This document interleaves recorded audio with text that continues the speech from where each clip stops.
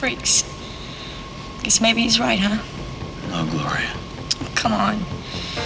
We're all... It's 1985, and NBC has a problem. Younger viewers were drifting, ratings were soft, and somewhere in a conference room, NBC Entertainment President Brandon Tartikoff, the man who had already greenlit The A-Team and Knight Rider, decided he wanted to do it again. He wanted the next Ghostbusters. Not the movie, the feeling. A team of misfits, weird powers, and big laughs. Friday night energy.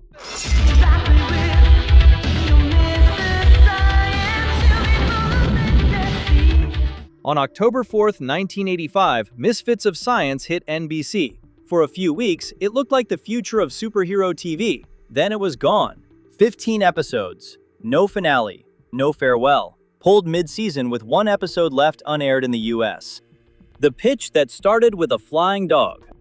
The concept didn't begin with a polished pitch. It began with 8 character ideas that Tartikoff's team at Universal had sketched out, including a flying dog. That was one of the original concepts, a flying dog. Creator James D. Perriott, who had already worked on The Bionic Woman, The Incredible Hulk, and Voyagers, was handed this sheet and told to build a show around it. He stripped out the flying dog, kept the spirit of the thing, and developed what would become Misfits of Science, a team of superpowered outsiders operating out of a scientific think tank called the Humanityne Institute.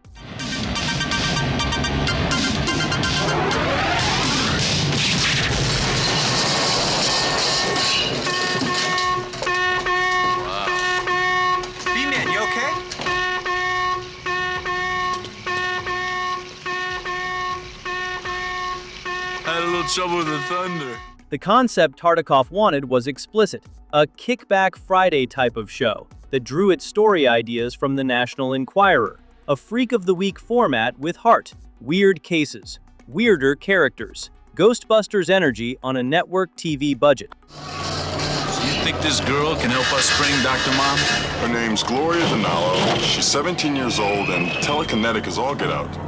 On paper, the team was genuinely strange. A rock musician who fires electricity from his hands, a teenage girl with telekinesis, a scientist who can shrink himself down to a few inches tall, and a team leader with zero powers, just charm, bad decisions, and an inexhaustible supply of optimism. NBC said yes, and the cast made it credible. The cast nobody expected to work. Dean Paul Martin, son of Rat Pack legend Dean Martin, brought easy swagger to Dr. Billy Hayes, the powerless team leader who held the whole operation together through sheer force of personality. Okay, because we're ready, we're a team, and we're organized.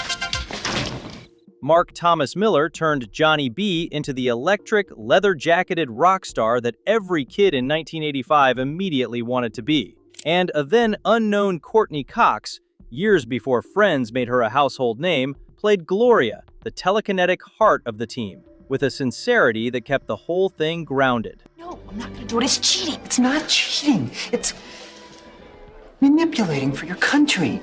And since when is manipulating for the country cheating?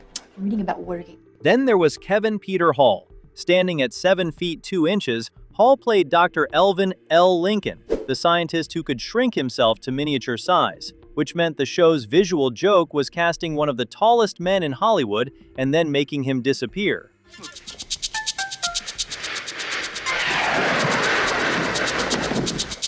Science.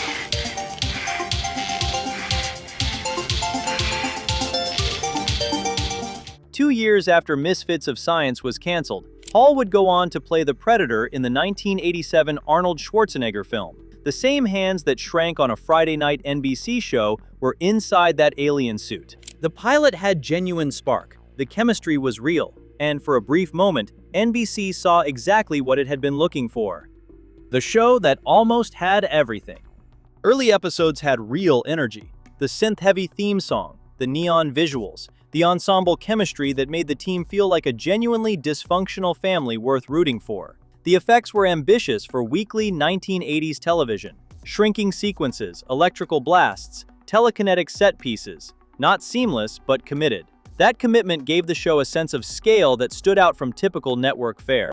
And the characters had texture. Johnny B wasn't just a guy with lightning powers. He'd been electrocuted on stage during a concert, and the aftermath left him permanently charged, which meant he drained nearby electronics just by standing still, wore sunglasses to hide his glowing eyes, and couldn't go near water without short-circuiting. He was isolated by his own power. In the pilot, mid-battle, he breaks into Chuck Berry's Johnny Be Good, because of course he does. The show knew exactly what it was doing with that character. The music throughout the series was a genuine selling point. The pilot alone featured Thomas Dolby and Kim Wilde on the soundtrack, which decades later turned out to be one of the main reasons the show never got a proper US home video release: music rights. The songs that made it feel so alive in 1985 became the legal wall that kept it buried afterward, where it started to break down. The problem was the tone, and the fact that nobody, including NBC, could quite agree on what the show was supposed to be. You want to tell me how? I was at the concert when it happened. Jane took me there to see you.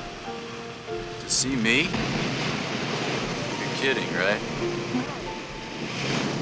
Some episodes leaned hard into comedy. Others tried to play it straight. The shifts were jarring, and they made it difficult for viewers to settle into the series. Was this a kids' show? A family show? A cult sci-fi series? Things kept changing week to week. That identity problem had real consequences. NBC struggled to market a show that didn't fit cleanly into any category, and the time slot, early Friday nights, going head-to-head against CBS's established juggernaut Dallas, didn't put the show in front of the younger viewers it was built for. Dallas was pulling massive numbers. Misfits of Science was not. Production pressure added to the strain. Effects-heavy scenes required extra setup time, and as the season progressed, the creative team was pushed to simplify scripts, scale back ambitious sequences, and turn episodes around faster. The show that had launched with neon-soaked ambition was quietly being asked to do less. Harriott was working with a tiny staff, himself as executive producer, one producer, and a single staff writer. For a show this effects-heavy and tonally complex, that was a brutal constraint from day one. The numbers that sealed its fate. And this is the part where you can actually watch NBC panic week by week. Ratings leveled off and didn't recover. Facing Dallas on Friday nights, the show couldn't build the loyal weekly audience that would have justified a second season. Without a clear demographic hook and with inconsistent promotion, the math simply wasn't working. It was also expensive for its time.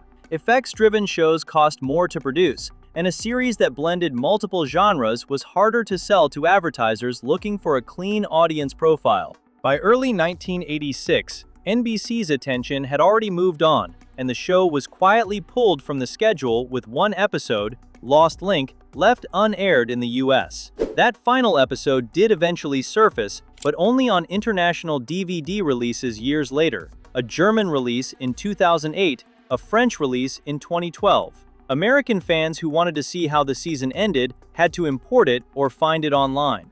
No retool, no wrap-up movie, no second season pickup.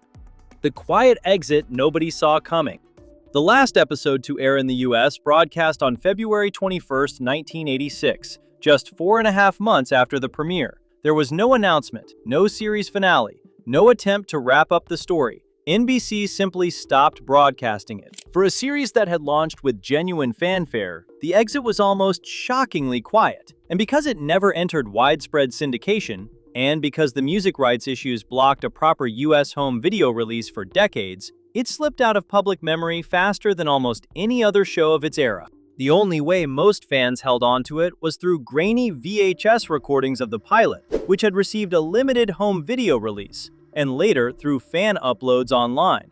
For years, that was it. That was the entire archive available to American audiences. The tragedy behind the credits.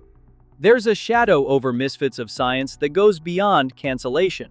Dean Paul Martin, the charming, effortlessly cool lead who made Billy Hayes feel like someone you'd actually want running a team of superpowered misfits, died on March 21, 1987. He was 35 years old. He was flying an F-4 Phantom jet as part of his service in the California Air National Guard when the aircraft went down in a snowstorm over the San Bernardino Mountains. All 4 people aboard were killed. He had been gone from television for just over a year when it happened. Misfits of Science was one of his last major roles. Looking back at his performance now, knowing what came after, there's a weight to it that wasn't there in 1985. Kevin Peter Hall, who played L. Lincoln and went on to the Predator films, died in 1991 at age 35, the same age as Martin, from complications related to a blood transfusion he received after a car accident. Two of the show's central cast members, both gone before they turned 36. The show's brief run carries that with it.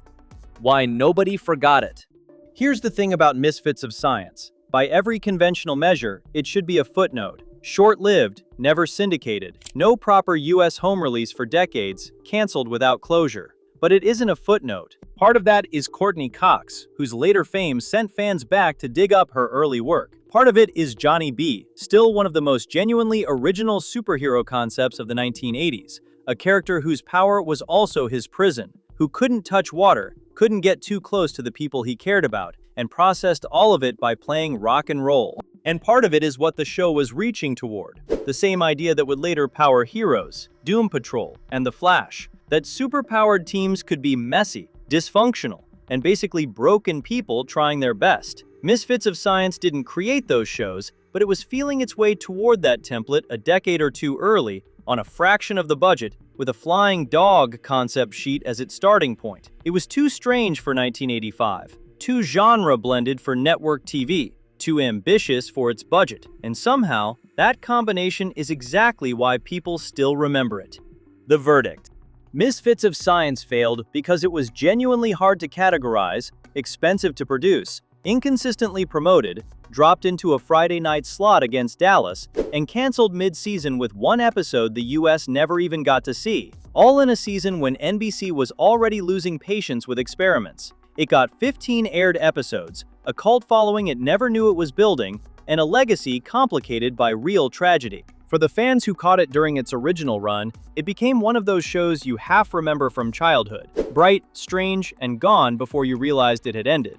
For anyone discovering it now, it plays like a time capsule of a moment when network television was still willing to take a swing on something genuinely weird. It started with a flying dog on a concept sheet. It ended with an unaired episode that American fans couldn't legally watch for over 2 decades. And somewhere in between, it made something that people are still talking about 40 years later. That's not nothing. That's actually kind of everything.